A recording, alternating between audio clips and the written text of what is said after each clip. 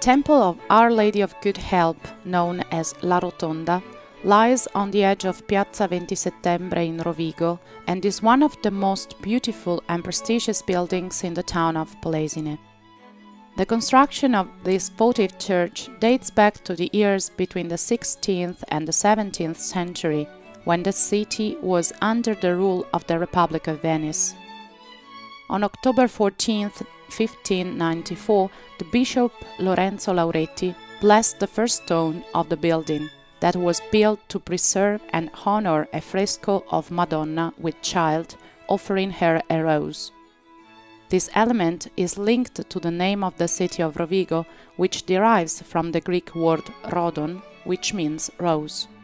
Picture dating is uncertain, but for its stylistic features, it could be traced back to the late 15th century. Considered miraculous since 1515, it was exposed in a small oratory located along the wall of the gardens cultivated by Franciscan friars. The painting was initially known as St. Mary to the Walls, as it overlooked the defensive walls of the built-up area, but it was renamed in 1572 by the congregation St. Mary of Good Help because of the numerous miracles conferred.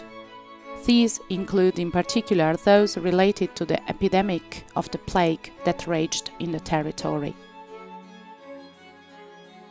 As a consequence, a new church was built, precisely La Rotonda. The design was entrusted to Francesco Zamberlan of Bassano, the first architect of the Arsenal of Venice and trusted collaborator of Andrea Palladio.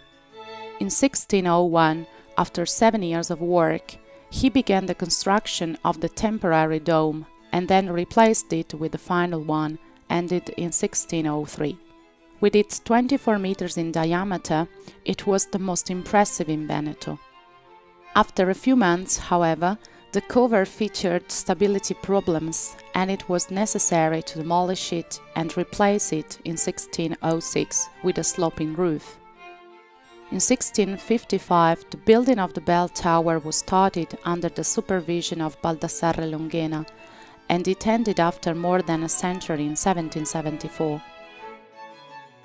His grading base gives more stability to the red barrel tower with 3 vertical pilaster strips on either side, which give details of light and shadow effects. The bare and austere exterior contrasts with the Greek magnificence in the interior. The white and red Verona marble floor, completed in 1613, is scenic and impactful, and it is the work of Francesco Baroni and Francesco Calderari. The celebratory cycle kept within 34 paintings, which covers the walls, is an anthology of Venetian Baroque painting of the 17th and 18th centuries, and can be considered a one-of-a-kind collection.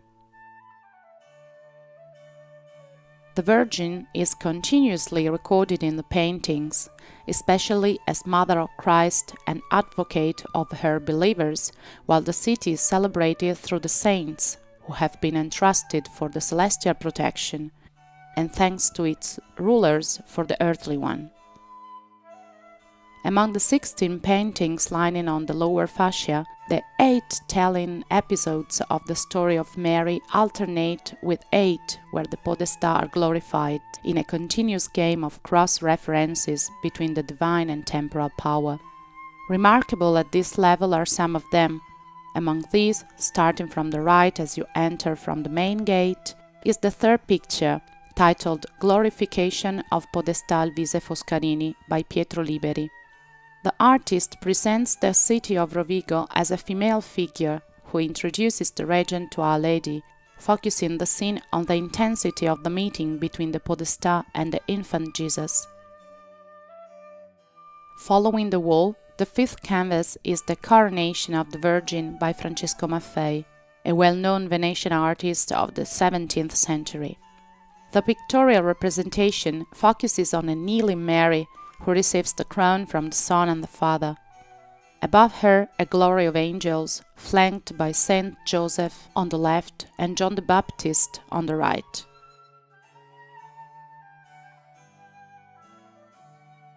Another notable work by Maffei is the 12th picture, titled Presentation of Mary in the Temple. The bright and vibrant colors of the canvas talk about the sacredness of this episode, focusing on the young Mary, who at the entrance of the temple is solemnly accepted by the high priest and a large group of people, including her parents Anne and Joachim on her right. The two main groups of pictures are interrupted by a central area where 20 strong stucco statues created by Davide Rieti between 1625 and 1627 are located. In ancient times, they were covered in false bronze for a particular chromatic effect. They are placed inside golden niches and represent Christ, the Virgin, the 12 apostles, and some saints, among whom San Bellino, patron of the Diocese of Rovigo. Between a statue and the other one, there are 20 paintings by the artist from Padua Giambattista Pellizzari, representing some of the miracles of Our Lady of Good Help, as described by Nicolio Celio of Rovigo in a booklet published in 1595.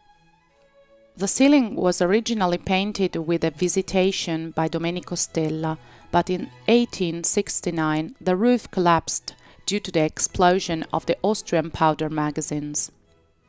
The covering was rebuilt and refrescoed in 1887 with an episode of the plague by Vittorio Bressanin.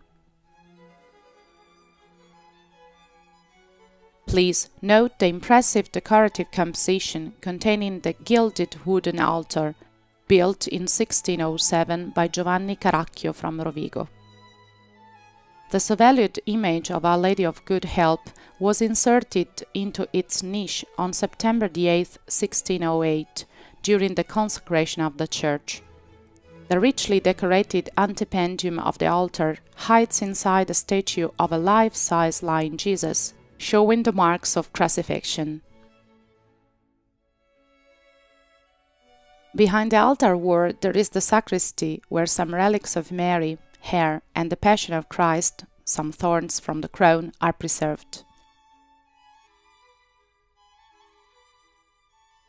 Coming out of the sacristy, above the central door, you can see a choir, carved by Caracchio at the beginning of the 17th century. The valuable pipe organ installed there in 1767 is work number 34 of the famous organ builder Gaetano Callido, and it is the oldest of Polesine.